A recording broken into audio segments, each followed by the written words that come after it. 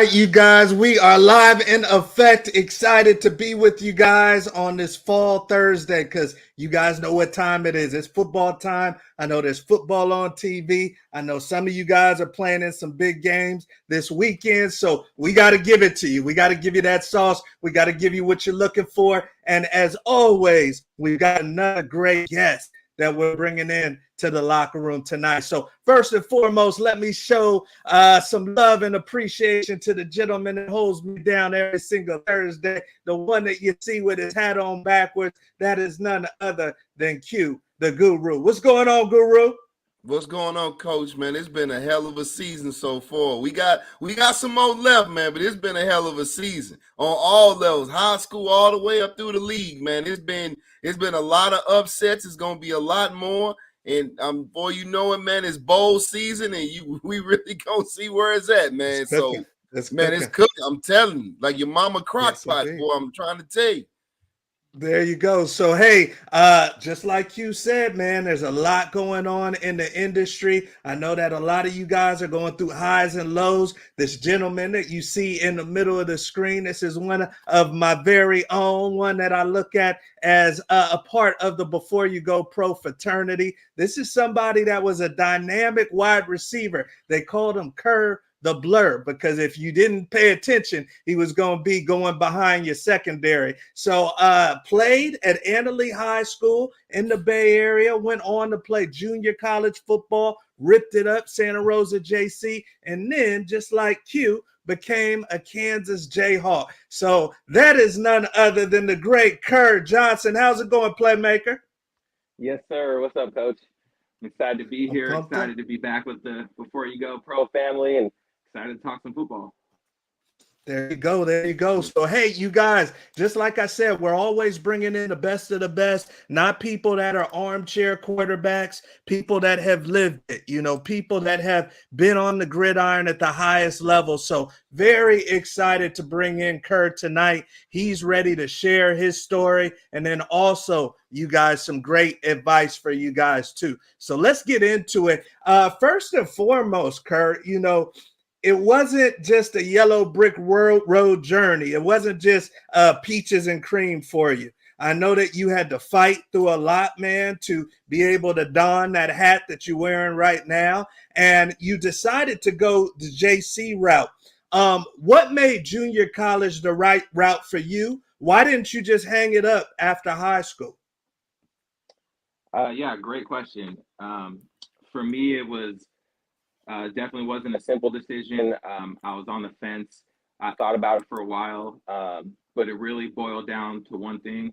I really felt like I wanted to play at a high level, and I felt like I could. And those opportunities just weren't there for me out of high school. I had a couple opportunities at some small schools, but I felt like I could go bigger, and I wanted to bet on myself, and it ended up working out. Did anybody discourage you for going junior college and say, hey, just take that D2 offer, or just take the small school offer? Did you ever second guess yourself a little bit when you were at Santa Rosa? Oh, absolutely. Definitely people did tell me take that offer, go to school, it's a great opportunity, which it was. And I don't think that's bad advice at all. But for my situation, I just felt like there was better out there for me. And that's not to say that you shouldn't take those opportunities. I think everyone's situation is different. And I had a great situation at my hometown junior college. So it ended up working out for me. How big is that junior college decision? Is it just go to the school closest to you, or do kids have to really evaluate that like they're going to a university? Oh, that's just as important as your four-year school. I mean, because that's your vehicle to get there. So you have to have a good relationship with the coaches, with the staff. You have to have a plan to get out of there. You have to have people there that are helping you get out of there. So there's a lot you have to look into. It's not just go to the local junior college. There's a lot that goes into it. Okay, good right there. And some of you young athletes may be looking at that route. We're getting towards later in the season. Maybe nothing's on your table, but you still feel like you're a dog. You might want to look at JC or prep school. So thank you for sharing that with us right there. Yeah. On to the next topic, you guys, and we're talking recruiting. We're talking recruiting responsibility. And obviously, before you go pro, we're working with a lot of athletes. And sometimes, you guys, I know that the kids and the parents feel like it's the coach's responsibility. Sometimes the coaches feel like it's the athlete's responsibility to make sure that they get some exposure and get off to a university. So I'll start with you, Q. I don't know how you felt when you were in high school in St. Louis, but everything worked out. At the end of the day, man, is it on the coaches or is it on the athlete to get to the next level? I mean, it's always going to be on the athlete, you know. I mean, it's your job to go in and make sure that obviously you're prepared and doing what you need to do on the field, knowing your plays, being accountable, being a good teammate, most of all making plays. And then also too, as I said before, making sure that you in contact with your counselor, making sure that you have all the needed classes as well. You see a lot of kids now where I see progressively a lot of kids are doing a great job with that, and you're seeing kids leave early. I'm graduating early because they're staying on top of it, and that sometimes gives you an opportunity to be able to get depending on where you're going, to be able to get on the field that much quicker. So to me, it's always going to be on the athlete. The coach, is in the equation, but it's going to be on the athlete, and then the parents as a supportive role as well. Good point. And I see some of our favorites joining in, the great Munoz family from Texas checking in with us. We got the great Coach Fall says Northwest Alabama in the house for sure. And then my mother-in-law actually happens to literally be in the house, and she's watching the locker room show from the other room. That's how we get down when somebody's got your back. So excited. Coach Hughes, we see you, brother. Definitely. So some great information right here. Talk to me a little bit, Kerr, because, I'm a firm believer that you don't just go from being terrible in high school, then you're a Division I athlete in junior college. I think that a lot of those kids are already good players, and for some reason, it clicks in junior college. They get more exposure, what have you. So I know that you had 1,200 receiving yards in high school. So obviously you had some game. Was it on coach to get you out a little bit more, or do you think that it was on you to get yourself out a little bit more coming out of high school? Here's what I'll say. Q, I think definitely right. I agree with him. Always on the athlete. First and foremost, it starts with you. It's on you. It's great when the coaches do help. It can be a great support system. It can be really helpful. But like you said, it's not their job. Their job is to coach high school football. If they want to help, that's great. If not, then it's kind of on you. So it's great when they. And you've also coached high school ball too. Exactly. And yeah. Same thing. You want to help the kids. You try and help them as much as you can, but ultimately it's on them. Okay. All right. So you young athletes out there, don't just stare down coach. Give them the mean mug in the hallway. Yeah. You got to. I'm about to say, Coach, I didn't mean to cut you off, but Kerr, you got to remember now, not giving away me and Coach T.A.'s, but you got to think, we didn't have huddle, right? We had VHS tapes that boys had to be cutting up and chopping up to send off in the mail. So when you're talking about tools like huddle, you can send them to everybody. D2, D1, JC. So like I said, again, that's why I say, another reason why it's on the athlete. But man, T, imagine if we had huddle. Man. Oh boy. It would have been insane. So somebody would have blocked me. Right. Right. So it's these two. I would have been sending Bobby Bowden like every week. but yeah, man, it's you up, man. These kids now, man, as far as technology, man, they have tools in order to create their own buzz. Whether it's IG, and placing, plays or whatnot on, IG or creating clips, however. But it's definitely various ways as an athlete to put yourself out there a lot easier than back in the gap for sure. And Coach Hughes says I didn't even have VHS, so Man. he had to go walk Dang, literally to the school. But no, you guys like you said though, very on a serious note. Hey, take advantage of the tools and the resources. You guys can DM these coaches and everything. It's a numbers game. It's a numbers game. So on to our next topic, you guys, and that's some good stuff right there. This one's kind of fresh off the press and caught my attention, but recently, a University of Michigan Wolverine staffer has been suspended. I don't know how long he's been suspended, but it seems like they were trying to get one up, Q, that they were going to games of potential opponents for the college football playoffs last year. Looks like the staffer bought tickets to watch the Oregon Ducks and I think Alabama and a few other schools. And now this gentleman has been suspended. But I wanted to ask you guys, because you're talking technology, and we'll start with you, Kerr. I can watch a game from my phone. I can DVR something and pause something. So how big is it to go buy tickets and watch plays? Do you think this is crossing the line, or do you think this should just be a slap on the wrist? I've been watching this since it came out, and I'm not sure. At first, I was like, "Oh, everyone steals signs. Not a big deal. It's part of the game. That's the point of signs, is to try and hide what you're doing."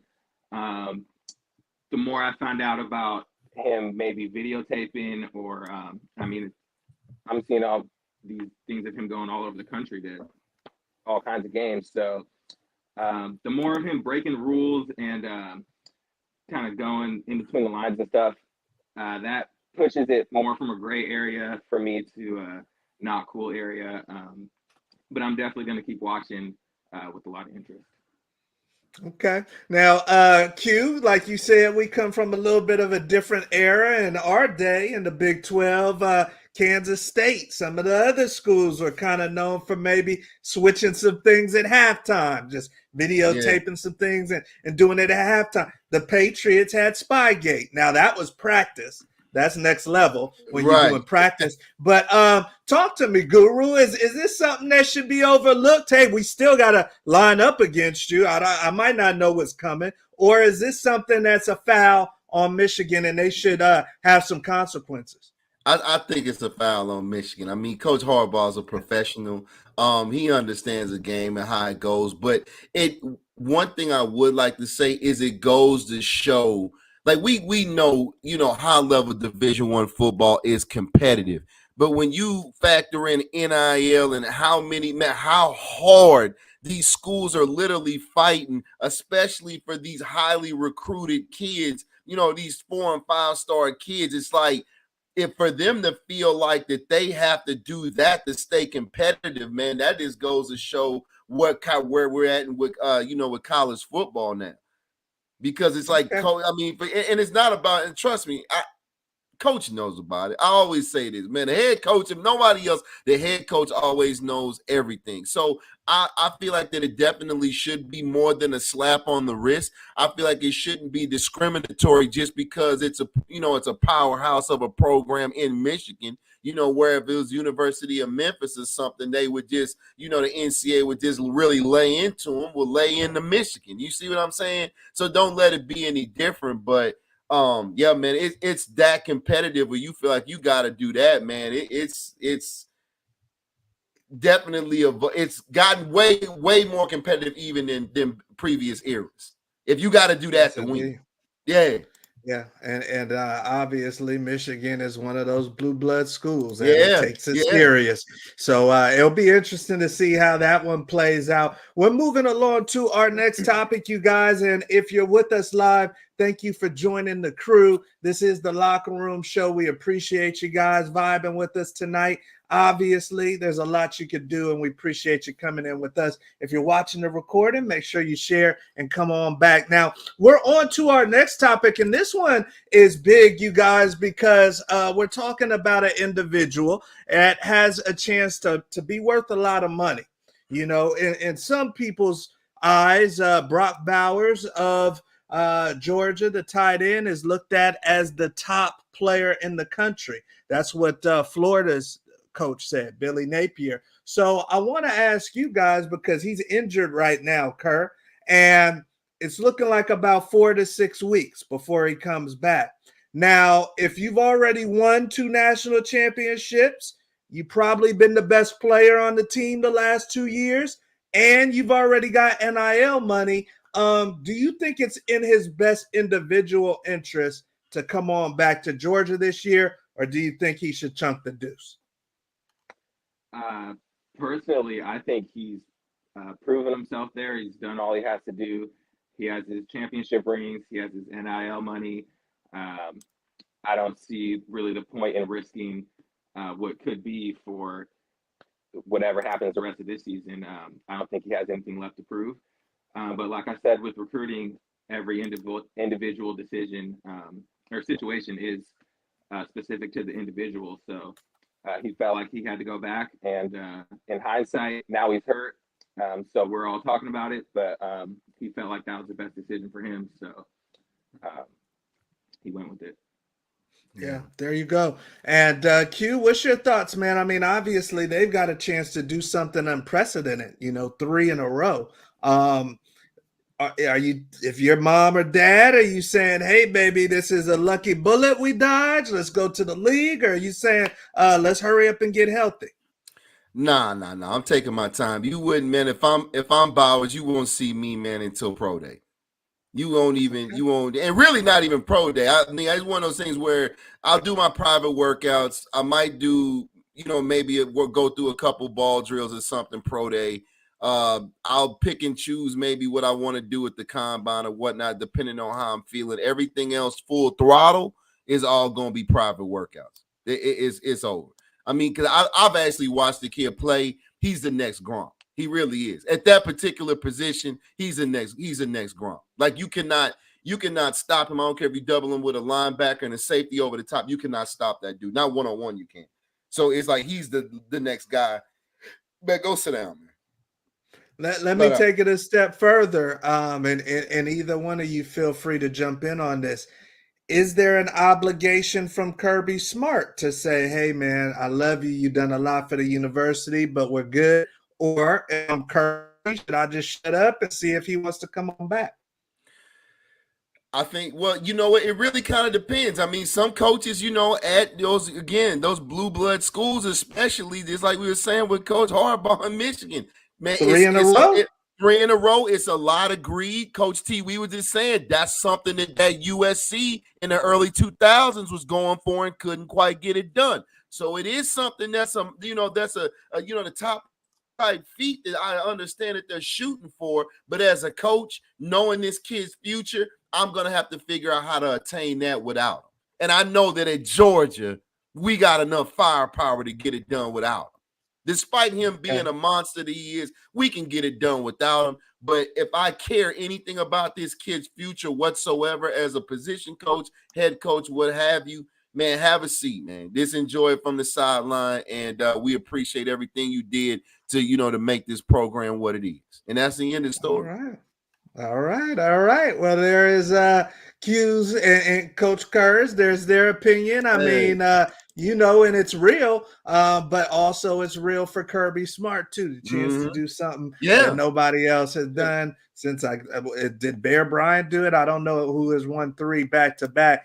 We've got some of the people from the crew jumping in, and the great Jimmy Rucker is with us. He says, take your time, go to class, and get ready for Sunday. Period. I don't know if he going to class, Jimmy, out there in Athens, Georgia. But get ready for man. Sunday. It's over for sure. So let's go to our next topic, you guys. And once again, we've got the great Kerr Johnson Jr., amazing player, you guys, at the University of Kansas. Superstar Kerr the Blur. He get past your defense quick. He's played against the best of the best from the Big 12, and he's sharing us some good information with us tonight. I wanted to bring this one up, you guys, because I saw that the superstar wide receiver from the Saints got arrested, Chris Olave, and it didn't look like there was any DUI or like anybody got hurt, but it was reckless driving. I think he was going 70 and a 30. This is game week, you guys, and it looks like it's going to end up being a misdemeanor. He tried to use the Saints card that, hey, I'm a Saints player, and see if he could get out of it, but it didn't work. But he indeed got arrested. And I'll start with you, Guru.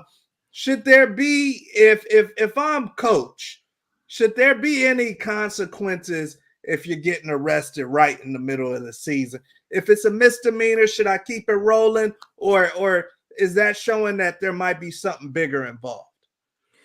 I mean, it could be. I mean, what I want young players to understand is even a speeding ticket can be blown out of proportion because you play ball. You see what I mean? Like, how many people on this call, listening to this show have probably driven that fast in a speeding zone? Everybody's got a speeding ticket, man. But it's about, you have to stop and think about who you are, So that's one thing why a situation can be amplified. You know what I mean? Like our average Joe getting a speeding ticket, okay, fine. Somebody, you a Division I player, definitely you in the league as well. You get a speeding ticket, man. Now you on the front page, of whatever city you playing for. Now you on the front page over a speeding ticket. Granted, and it might have been something else, maybe where where it was alcohol involved. I'm not for absolute certain, but it seems like to me, if you are getting a speeding They ticket, didn't find any alcohol, from what I understand. He didn't get a yeah, because that seems DUI. odd that you would get arrested. You know what I'm saying, off the speeding ticket. You know what I'm saying. So I don't know if it was some words exchanged. I don't know what happens. That seems kind of odd. But you just have to be mindful, man, who you are. I mean, you have a microscope, on you at all times, man. College all the way up through the league, and you can never forget that. You always have to remember that. And sometimes it is hard because we're still human. We make mistakes because we're human. It's just that the issue is when you're a D1 player, and again, when you're in the league, you pay a higher price for the same situation. That's the hard part. Great point. And Coach Hughes brings up, unfortunately, the Henry Ruggs, who's still incarcerated for, he actually, a woman is deceased because of his reckless driving. Mm-hmm. Kerr, talk to me a little bit. Did you ever run into anything when you were in Lawrence, Kansas, where maybe either you felt targeted by police or that maybe there was some grace from police because you were a KU Jayhawk? Yeah, I couldn't agree with Coach Q more. Know who you are, because there's always that spotlight on you. People are waiting for you to mess up, and like you said, it's all over the news over a speeding ticket, and who doesn't have a speeding ticket? So I will say, know who you are, and also know that that doesn't mean being a Saints wide receiver or a D1 player. That doesn't mean you can do whatever you want and not have consequences. So that goes both ways. Know who you are in a sense that you need to hold yourself to that higher standard, and then also know who you are and know what kind of person you are. Good point right there. So some of you young athletes out there, he tried to pull the Saints card. Maybe he can do that when he's in Ohio with the Buckeyes, but that's not going to go everywhere. So you guys got to play safe. Go Q. You know what, Coach? I wanted to say something else too, man. What I tell a lot of you young players, and I know they probably don't know. I know you older gentlemen, the closer to our age group know. But I always tell a lot of stories about Lawrence Phillips, man, and one of the most absolute monstrous athletes, man, that you have ever seen in any era. And God knows what he could have been. But the problem was with constant run-ins with law enforcement, and not just in Lincoln, but in various cities he played for. It started in Lincoln because he constantly was getting off the hook. Coach Osborne was constantly getting him off the hook. So once you know what, it's almost like you're immune to following the law. You know what I'm saying? And it carries over. So if that's all you know in a college town is I can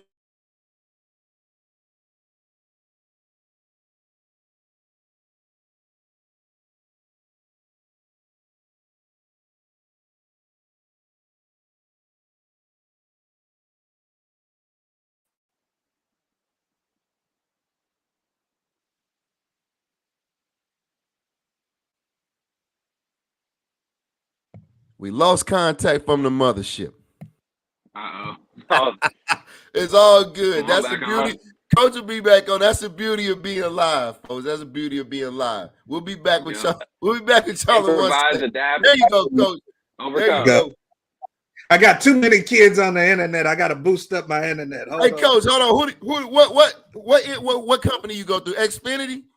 Oh yeah, Xfinity. I got Xfinity. You're fired. You heard from the Yeah, we guru. need a You're fired. sponsorship. We're going to AT&T in the morning. It's over for your ass. It's over. We got about 8 people on the internet over here, and they're Man, messing up the show. Xfinity, you are done. So we are into it, you guys, and obviously appreciate you. Sorry for the delay. We are live there. But let's get on to the next topic, you guys, which actually happens to be the great lightning round. The lightning round, you guys. This is one of the favorite portions of the show for all of our audience. And this is our version of Q&A. A little bit of word association where we can ask, and I don't know, can you guys hear? Make sure we're not getting too much feedback. There we go. Stop right there. But the lightning round, you guys, is where it goes down. We got the great Kerr Johnson. He got 60 seconds, you guys. I'm going to put him through little bits here. I got my stopwatch that I'm getting right now. I already told you his nickname was Kerr the Blur. So we're going to see how fast he goes with these questions that I got for him. But we're going to get him reset to zeros there. We're not going to cheat Kerr. I got some good questions for him here because I already know this gentleman, and we're going to get into a little blitz, a little 2-minute lightning round drill. So you ready to go, Kerr? Yes, sir.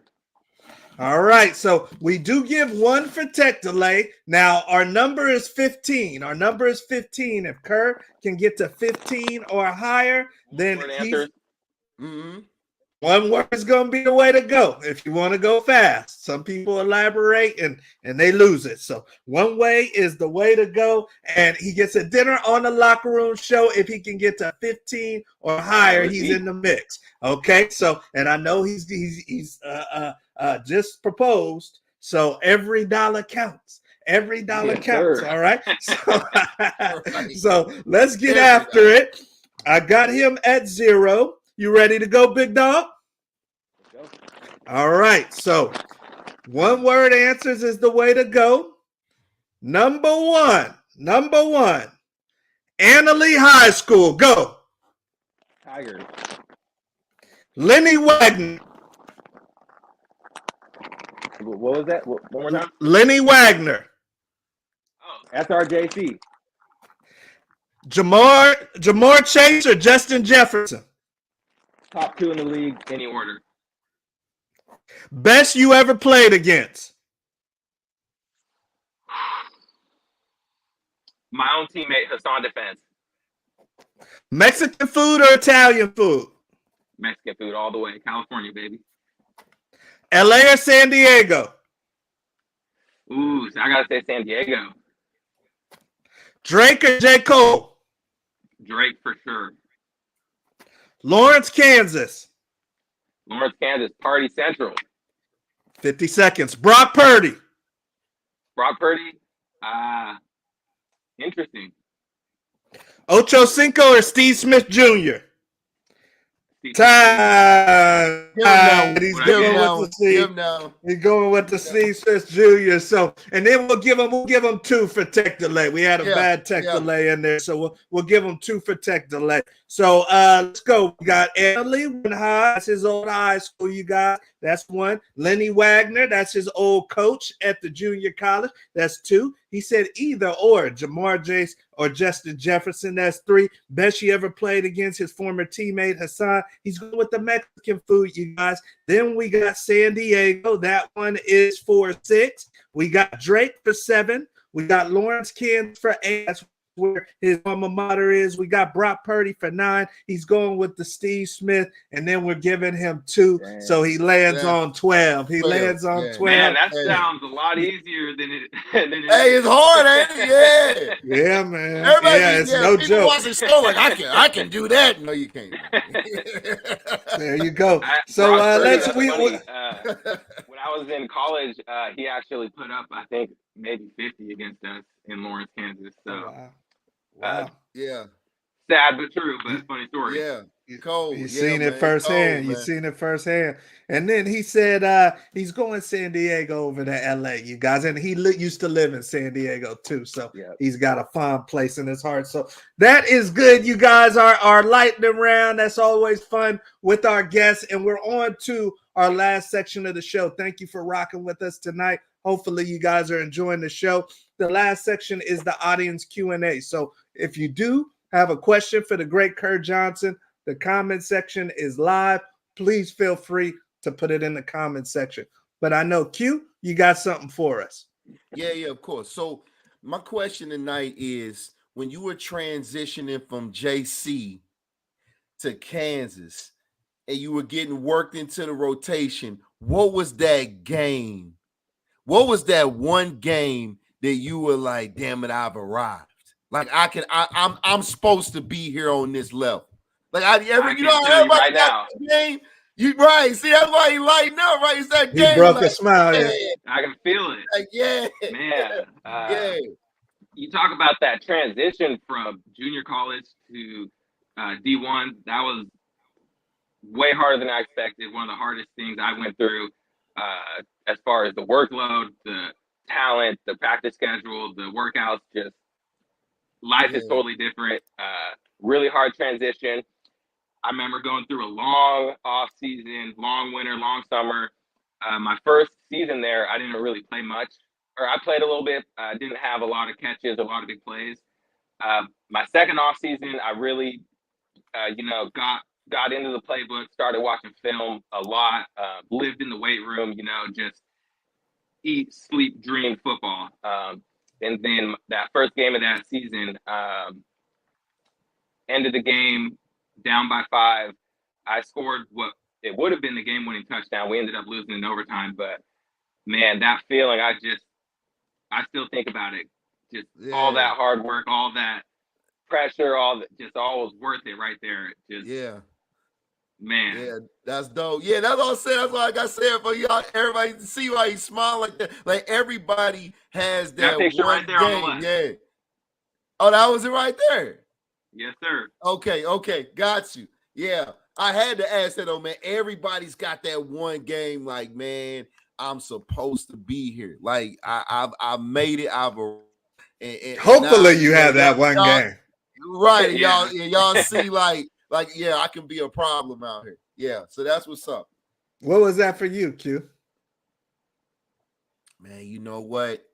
I think it was that first my freshman year when I really started getting. It was about game 4, and I got a pick at home against A&M. And the thing is, it was like this was like when Dante Hall was still there, so he running back, like when they had that win, and it was like A&M when they were loaded, and I got a pick, man. I remember I got one, and it was like, okay, man, like, okay, we could do this. All right. Because it can be overwhelming, man, whether it's high school, the D1. I mean, man, it's not about the talent. It's just about, like, it can just be overwhelming. And it's like, man, once you slow everything down mentally, that's when you settle in and like, okay, man, we could, like, I can ball here. It's no problem.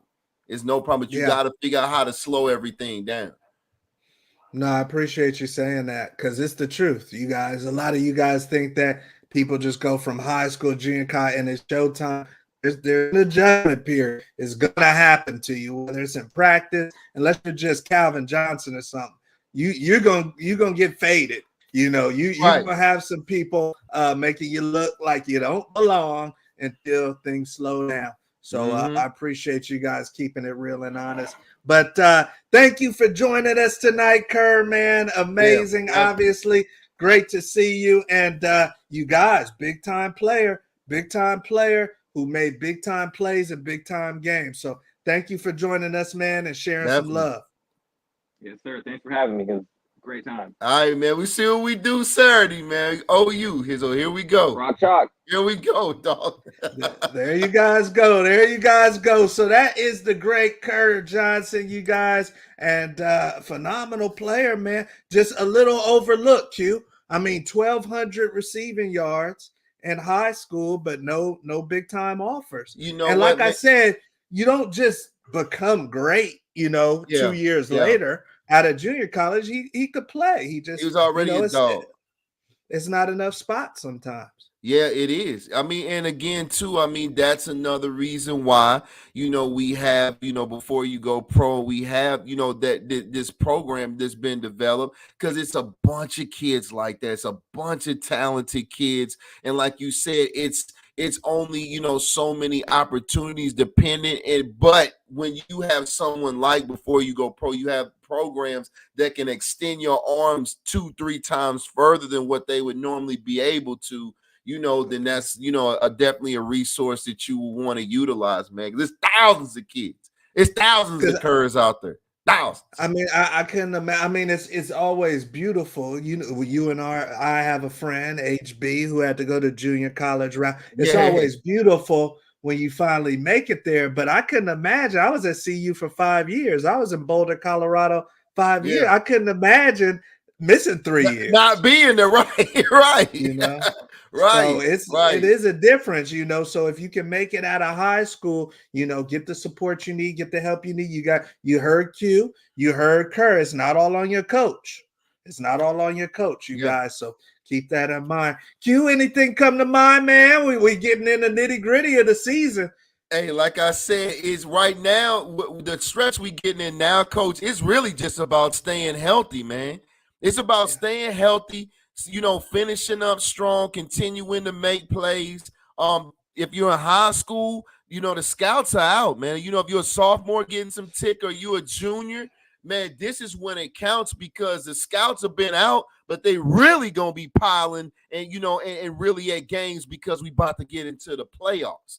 Because now, as a scout, trying to evaluate high school kids, especially college kids too, or whatnot, but high school kids especially, I'm speaking to, the playoffs are crucial, because now we can see how you perform against the best of the best in your area.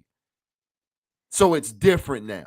We done weeded out all the maybes, we weeded out all the teams that shouldn't be there. So when these scouts are coming now, especially D1, it's nothing but killers on killers. That's all we came to see. We had and all you got to do is be performing at your highest level at the right time, because we have one great Trinette Estes. He's in Colorado right now. He took off right when the playoffs hit at Lake Travis, and caught a lot of attention. So you guys, if you're not in the playoffs, then finish hard. Make them respect you. But if you got a shot, or you're definitely in the playoffs, we got 3 kids playing tonight.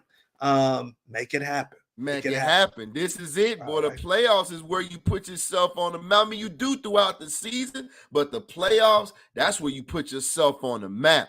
I'm telling you, you make plays in the playoffs, man. You gonna make yourself some great opportunities, y'all. I promise you. Great point. All right, you guys. So, hey, we're going to let you guys go. And we got the great Coach Hughes saying definitely a great resource for you young athletes. We appreciate that, Coach Hughes. If you are a young athlete looking for some support, once again, go to www.beforeyougopro.com. Scroll down to the bottom of the page where it says sign up. You can get a bunch of information. There's testimonials, there's videos. These are athletes we all work with playing big-time college ball. Some of them are even in the pros now. So excited to work with you guys if you need some help. Everybody's evaluated. We ain't dealing with no riffraff. We got relationships, and we're not burning any bridges. So keep that in mind, too. All right, Q. Well, anything for the good people before we get out of here? Hey, we'll see y'all next week. Make sure you reach out to friends, family, coaches. Again, we just out here giving sauce. We're going to continue to give it, continue to bring in great people. And ain't no telling who we got coming in next week. Y'all have to sit tight and just tune in. You never know. Got some good prospects, some good people in line. Oh Some no. good people in line. So No. come back with us next week. You guys have an amazing weekend. If you're playing, stay healthy and ball out. We'll see you at the top. Have a good one.